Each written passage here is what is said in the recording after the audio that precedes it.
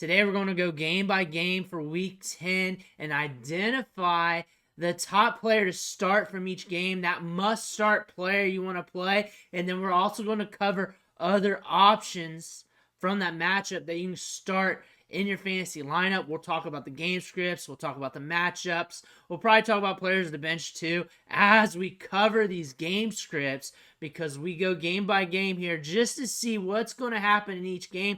Try to predict the flow and see how these players are going to benefit. But what you need to do right now is click that subscribe button. We do things differently here. We do things different from every other channel here on YouTube. We help you set your lineups. We help you win the waiver wire. We cover that extensively. We go over coach speak and everything else.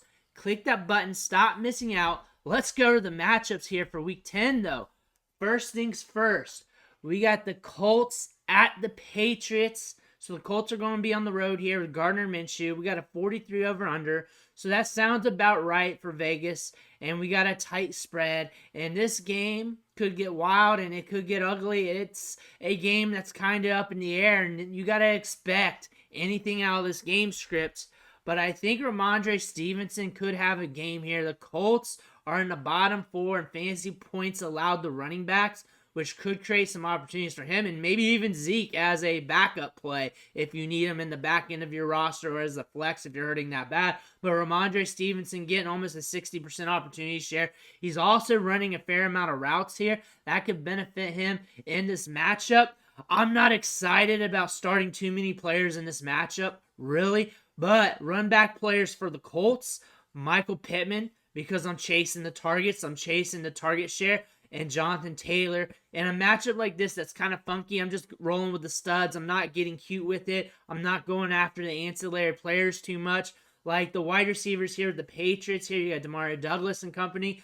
I'm not too hot with them in this matchup, but I can start them if I'm in a pinch. If I'm in a pinch and I need someone for flex, I can do that. It's just I'm not in love with it, but that's what it is with this matchup. And now we're rolling to the Titans at the Tampa Bay Buccaneers. We got Will Levis at quarterback, and we have a 39.5 over-under. I think the over-under is set correctly, but there is a chance we could hit the over if Will Levis fires and plays well and plays to his upside, like we saw in his first game, but not like the week after that. If he plays to his upside and he hits against this Tampa Bay pass defense, which a lot of teams do, we saw C.J. Stroud do that last week, then we could have a high-scoring affair here, because Tampa Bay likes to chuck it downfield, and if you can push them to do that, you're going to have a fun matchup. So you may want to create some sneaky stacks in this game if you're playing DFS. That being said, DeAndre Hopkins, Will Levis, really. It's just the Will Levis show. He tosses it deep to DeAndre Hopkins. Last week he only scored 10.5 fantasy points, but 8 targets a game, almost a 30% target share. So we're getting an elite work rate, but the air yards are jumping with Will Levis, and even before that, 112.9 air yards per game. And this is a great opportunity for him against the Buccaneers. Second worst in the league with fantasy points allowed to wide receivers. When it comes to run backs here for Tampa Bay, it really depends on what the Titans offense does. If they can push the pace with Levis, then this is going to be a high-scoring game. They're probably going to want to be invested with Mike Evans, Chris Godwin, Rashad White, your main key components to this offense. And really, that's who you're starting anyways, because this offense could lead to some firepower if the game script's pushed, and that means this matchup could be under the radar here in DFS, and could be a matchup that could allow you to get some fantasy contributors. Derrick Henry, you could probably start him, but this matchup for running backs isn't great because everyone wants to throw on Tampa Bay because they're tough against the run, and they're a pass funnel team, so expect Will Levis to go YOLO in this matchup. Now we're looking at the Browns at the Ravens, 38 over-under. And I'm expecting ugly. I'm expecting a lot of ugly in this game. I'm not excited to start anybody, really. I don't really want to start anybody from this game, but you're going to have to. And somebody will score fantasy points. That's the thing about it. Somebody will. It's just you don't feel good about it. I don't feel good about this matchup, and you shouldn't either. Amari Cooper, because we're chasing target share. About a 25% target share, about 8 targets a game. He's getting volume. When things are sticky, just go with the main guys. So again, run backs, Zay Flowers, Gus Edwards. Keaton Mitchell's dealing with a hamstring now. That popped up yesterday's practice. So that's something we're keeping an eye on. But Gus Edwards, maybe some goal line work here. He's running hot though. But the thing is, this is the Browns defense, and they're also running hot.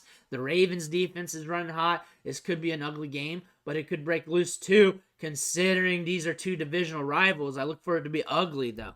Now we're looking at the Saints at the Vikings, 41 over-under, and you can throw in the Vikings. And the Vikings want to push the pace, but they're trying to figure out this quarterback issue right now. And this is an interesting matchup. I can see it being sneaky. I can see it being higher scoring than what you think. I can also see it being a little bit uglier than what you think, because the Saints defense can hold down the Vikings if the Vikings offense slips up a little bit. That being said, you can throw in the Vikings. Chris Olave is an air yard savant, 123 air yards per game, 26.2% target share. He's got elite work rate. That being said, he's due to score more points on the back half of the season. Due to that, he's just due to do it. Be a top-end wide receiver in fantasy. This is a matchup that begs for that. Look for him to do big things. Alvin Kamara, of course, because you can move the ball in this defense. Justin Jefferson and question marks. Is he going to be back, or are they going to wait another week? We're going to have to pay attention to that. Run backs, Alexander Madison, because he's going to be getting touches. He's going to probably get more with Cam Akers out. Jordan Addison, because if Jefferson's out, for sure. If Jefferson is in, for sure, because they're going to be trying to throw the football. It's just going to be a little bit more volatile due to the quarterback play, and we're just trying to feel that out right now. But still, this is a sneaky matchup, and I think you can get some sneaky stats out of this game. Texans at the Bengals, 47 over-under. CJ Stroud's back in Ohio to prove himself here, and this is going to be a fun one to watch. We got a thick spread here at 6.5, so the Texans here might be throwing it in this game. This might be an explosive matchup here that I'm excited to see. We're looking at Joe Mixon. He has an 84.8% opportunity share, and you can run on the Texans a little bit. They're averaging 18 fantasy points per game to running backs. We could see Joe Mixon give you something here. The wide receivers are banged up for Cincy, but I think Jamar Chase is probably going to play, but I don't know, but I think he is. T. Higgins more likely out. That's what the reports are saying. Run backs, Nico Collins is on the injury report, so you want to watch him. Tank Dell is the guy you want to look at because he's usually like the next man up when Collins is out. And also you want to look at all the wide receivers in this offense because C.J. Stroud throws the ball. Devin Singletary will get touches, but I don't know what that's going to amount to. I don't look at him as a must-start player, but a guy you're probably starting if you're really hurting at running back, and there are a lot of people hurting at running back. Now we're looking at the Niners at the Jacksonville Jaguars, 45 over-under.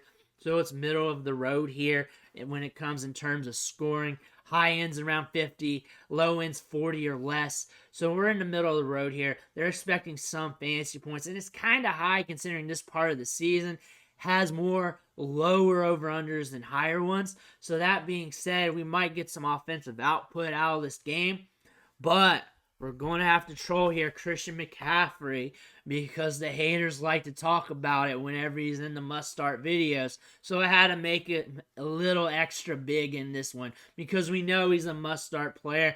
But the run back here for Jacksonville, definitely Travis Etienne. So really we got the Spider-Man meme in this matchup. And you're starting your usual suspects here. Ayuk. Looks like Debo's back from the mend. So we got a lot to look forward to in this matchup here. Ridley probably getting some opportunities here. The Niners defense makes it tough to project out to the Jaguars. That's going to be hard to do, but you know someone's going to score some fantasy points. And they do soften up and allow fantasy points to some players here and there in some matchups. And that's something we've seen over time this season. But they can hold it down as well. Even when they are allowing fantasy points, they hold it down. Very tricky situation here. A very tricky matchup, but we know fantasy points are going to be scored, so look at your main guys. Now we're looking at the Green Bay Packers at the Pittsburgh Steelers, 39 over-under. The Packers on the road, you can throw a little bit on the Steelers defense. Thinking about that, Deontay Johnson, last 3 games, almost 10 targets a game, 31.5% target share. That's elite. That's an elite work rate. Let's keep rolling with that. Running a lot of routes, seeing almost 95% share that the routes ran in the offense, over 100 air yards a game. I love that. And then the run backs are easy to call out here because you're juggling between the 3 Packers wide receivers. None of them are really must starts, But the thing about these wide receivers is they take turns being the guy in the offense. They take turns being productive. It's whoever's open on any given series. And you could have 2 hit. You could have 1 hit. You can have 1 go to dust. And that's usually how it is. Just watch the Packers wide receivers in this matchup. Watch the injury reports as well. Now we're looking at the Falcons at the Cardinals. 42.5 over. Under, we got Kyler Murray back. That's a variable that we want to see right now. We want to see how he's coming back, how he's looking, how he affects the rest of the offense. I think he's going to be good to score fantasy points for himself. Nonetheless, if he's out there, he's going to do Kyler Murray things. That's him running around, throwing deep balls, going YOLO. We also got the Falcons in this matchup. And thinking about this matchup, everybody runs on the Cardinals. Arthur Smith's catching a lot of heat about Bijan Robinson. This is a great time to unleash him and really let him go. Let that horse run. Give him those opportunities. Break that 50% opportunity share barrier. Let him get all the touches. Let him ride. Everybody runs on the Cardinals. And when they don't run on the Cardinals, it's because they can pass on the Cardinals. You can torch this team on the ground. Expect Bijan Robinson to have a day. Run backs. Marquise Brown, air yards, deep balls, targets. That's what you're looking at here. James Conner, is he going to be back? We're watching news reports on him. It's Kyler Murray time. Let's see what's going to be up with him. Expect him to just run around, be YOLO. You're going to be looking at Michael Wilson for the long term here for the rest of the season for sure to see if that upside kicks in. He runs a lot of routes, pushing about 80% of the routes per game, a little bit more than that. That's something you want to look forward to. Rondale Moore, the short targets. There have been times where he'll get double-digit targets in the game randomly as well. Not a guy you want to start, not a guy you want to trust, but I wouldn't be surprised if he becomes a waiver wire dandy later. Detroit Lions at the LA Chargers, 48.5 over under, and we're starting a lot of players from this game. Pretty much anybody who's touching balls, running routes, or whatever, you're starting them. That being said, Amon-Ra St. Brown, you can throw in the Chargers a lot. 11 targets per game, 31.5% target share. Now we got the dichotomy between Gibbs and David Montgomery. We're going to be watching that. I think Gibbs is going to get a little bit more workload, but they're still going to use David Montgomery. It still might be a headache, but both running backs are good. The Lions are blessed to have 2 running backs, and they're going to use them, and you're just going to have to read the tea leaves here. You can run on the Chargers as well. Run backs here, Austin Eckler, Keenan Allen. We're keeping it simple because the Lions do have a tougher defense. However, this pace is going to be pushed a little bit. Could be a higher scoring game. Vegas is saying that. So again, your ancillary players here on the Chargers could hit as well. Look for Quentin Johnston too. See if he can do something. Had a tougher matchup last week, but increased his snaps and his routes immensely. Now we're looking at the Washington Commanders at the Seattle Seahawks. You can throw in Seattle. The Commanders can push the pace. Seattle can throw the ball as well. 44.5 over under. Let's look at Tyler Lockett. We're watching DK Metcalf, whether or not he's going to suit up. I think he'll probably suit up, but we're watching the reports. Jackson Smith-Njigba could be having a good game as well. The run backs here, Terry McLaurin, Jahan Dotson here. You can throw in both these teams. You can throw in the Commanders. You can throw in the Seahawks. I expect this game script to break. I expect this game script to be beneficial to almost everybody. Kenneth Walker, maybe if Charbonnet keeps getting that work, maybe he does something. Maybe Brian Robinson and Antonio Gibson. Some guys are going to bust here, but there's going to be a lot of guys that's going to hit in this matchup because you can throw the ball. The chains are going to be moving. I think it's going to be a little bit higher scoring than expected. Giants at the Cowboys, 38.5 over under. Expect the Giants to get killed here. Expect the Dallas Cowboys to get right from that Eagles game. Expect that defense to do whatever they want to do on the field. Look at Tony Pollard. He's been down lately. You can run on the Giants. The Giants are folding. When a team folds, you can usually run on them. 63.5 opportunity share. They also want to get him back on track. The only guy I trust on the Giants is Saquon Barkley. You can play with the wide receivers if you want, but I only trust Saquon. Jets at the Raiders, 37. Over, under, expected to be a low-scoring game. We got the rookie quarterback for the Raiders going up against the Jets. That's scary. That's not going to be a fun one to watch, or it's a good science experiment, however you want to view that. That being said, Breece Hall, you can run on the Raiders defense, 5th in the league with fantasy points allowed to running backs. gets a lot of opportunities, electric. He should be started no matter what the matchup is. That's Jets D going to crush this week. They should crush this week. They're in line to do so, and they should. Run backs, Devontae Adams, Jacoby Myers. You're just chasing those targets, those target hogs in a matchup like this. Like I always said in those tough matchups, you just chase the studs. Don't play around with the ancillary jabronis. Now we're looking at the Denver Broncos at the Buffalo Bills. 47 over under. You can run on the Broncos. You can do damn near anything on the Broncos that you want to do. And the Broncos, if the Bills have their way, they can have some garbage time points, those comeback points, and allow you to get some. The spreads kind of say that with a 7.5 spread in favor of the Bills here. 47 over under. That's what Vegas is saying. So we're seeing some of these players hit in this matchup. James Cook, because he's been down a little bit these last few weeks. People are questioning him, but he's going against the worst run defense in the league, who's allowing 27 fantasy points per game to running backs. So he's going to be getting some opportunity. Do we see Leonard Fournette, though? Are we going to see him suit up? And if he does, do you have the balls to start him? And if you are, this is probably the matchup to do so. So if you're going to let those nuts hang, this might be the time. Don't wear your underwear on Sunday. Run backs, Cortland Sutton, because he's a touchdown machine. He's an air yard machine. Maybe Jerry Jeudy. He's a little bit up and down. Javonte Williams. And this is all depending on whether or not the Bills can push the pace, which they probably will, and get up there in the game, and the Broncos have to come back for the back half of the game or the final 3 quarters of the game or however that's going to roll.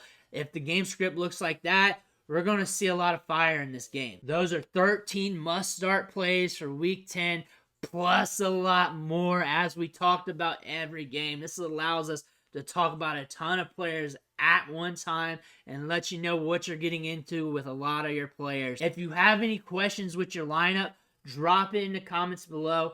Make sure you hit that subscribe button on the way out. I want to thank you for watching. Catch you on the next video.